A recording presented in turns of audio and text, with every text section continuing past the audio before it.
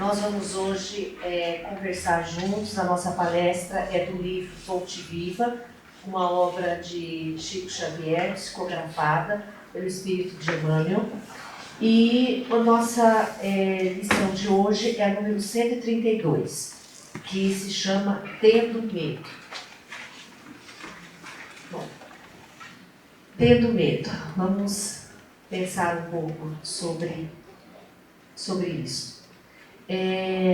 Todos vocês já devem conhecer, mas eu gostaria de contar um pouco sobre aquela parábola de Jesus chamada a parábola dos talentos.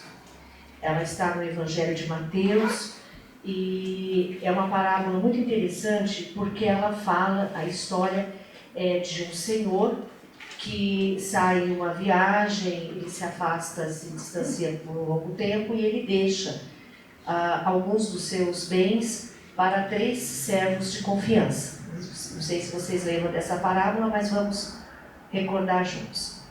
Ele deixa 5 talentos para um, 2 para outro e 1 para o outro. E depois de muito tempo ele volta. E quando ele volta, ele se reencontra com os seus servos e eles têm que prestar contas a ele do que fizeram com os seus talentos. O primeiro, que ele deu 5 talentos, aplicou, trabalhou e dobrou para 10 talentos. Ele ficou muito feliz, agradeceu, elogiou e convidou, inclusive, para estar junto com ele.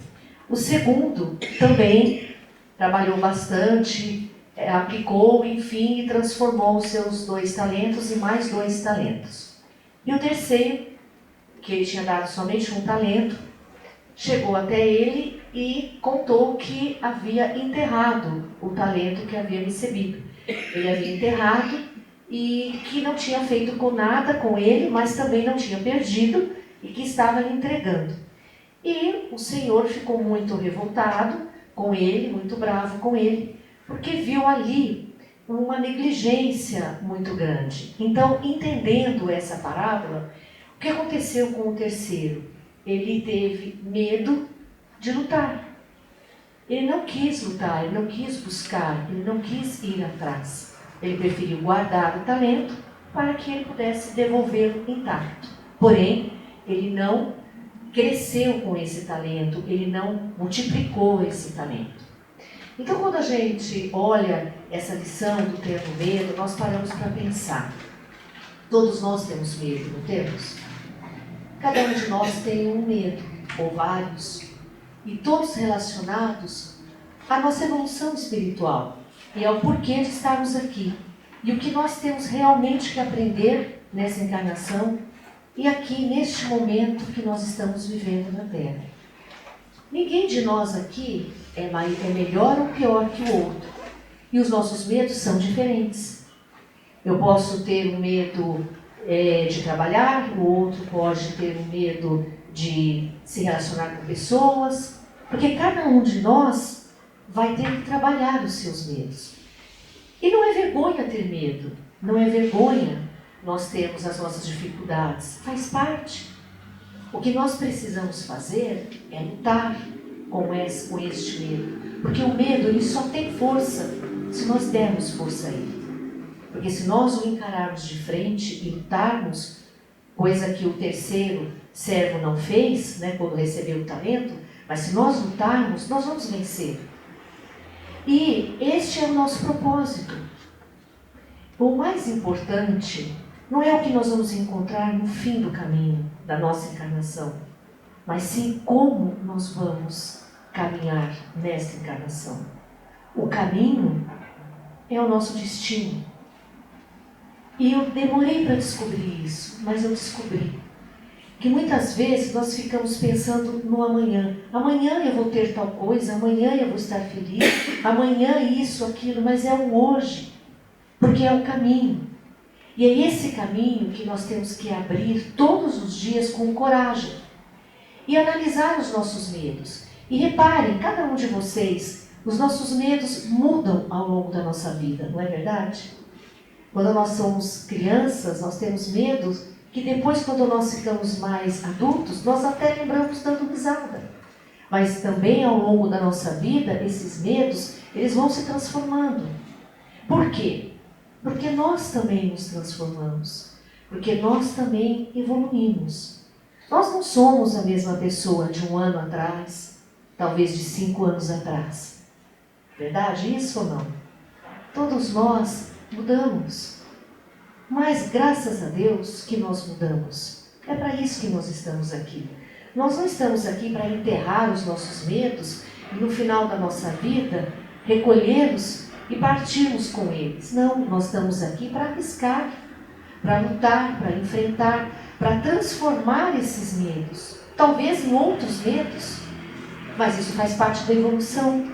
É como numa escola. Eu posso ter muita dificuldade com uma disciplina na primeira série. Na segunda, eu já não tenho tanta. Lá no 8º, eu vou olhar para trás e dizer, nossa, como isso era fácil e eu achava tão difícil.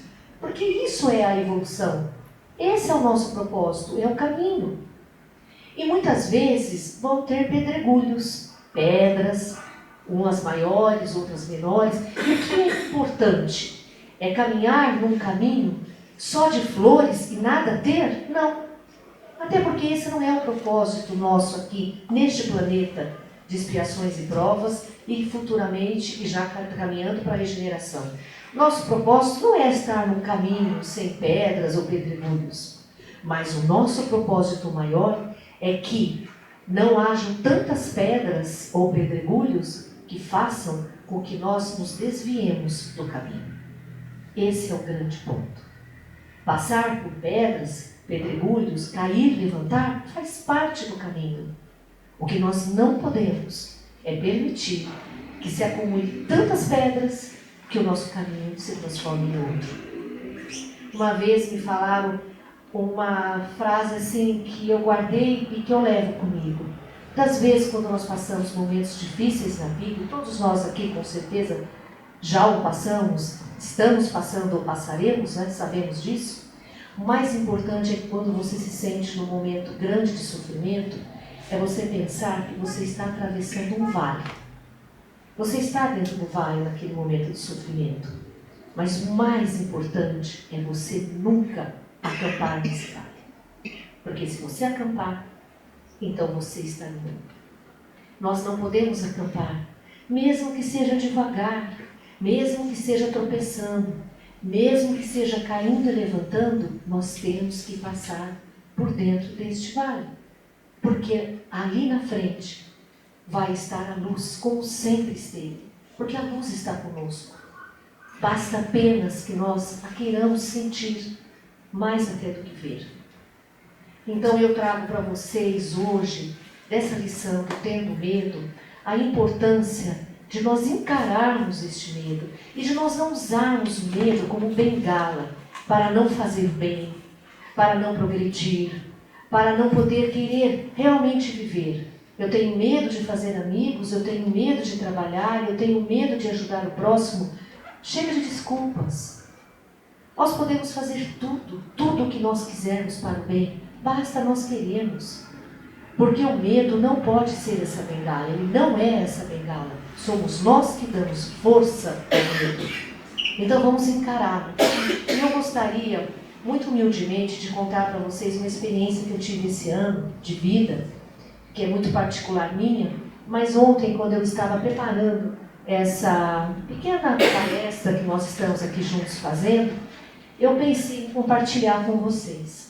Muitos aqui já sabem que no começo desse ano eu perdi meu marido, eu fiquei viúva, ele era um homem jovem, médico, e ele teve um AVC e morreu na minha frente em 2, 3 horas, nem isso. Foi um choque muito grande, porque além de ele ser meu marido, pai do meu filho, ele era meu partner, ele era meu sócio nos negócios que nós temos. E ele faleceu numa sexta-feira, quando o médico falou para mim que ele havia falecido, eu não conseguia acreditar. Por mais que eu seja espírita desde sempre e a gente saiba que isso é só uma passagem, é um momento muito difícil, porque a gente não quer aceitar, não quer encarar. Eu acho que quem já passou alguma perda significativa sabe do que eu estou falando. Mas enfim, era uma sexta-feira, nós estávamos em Curitiba, porque temos empresa lá e aqui em São Paulo. Eu fiz um velório lá, para os funcionários de lá. No sábado viemos para São Paulo, fizemos aqui para todos os familiares nossos. E no domingo, Quando então ele já estava enterrado, todos os procedimentos, digamos assim, tinham sido feitos, eu me encontrei sozinha. E a primeira coisa que eu pensei é: o medo não pode me dominar. Eu pensei isso.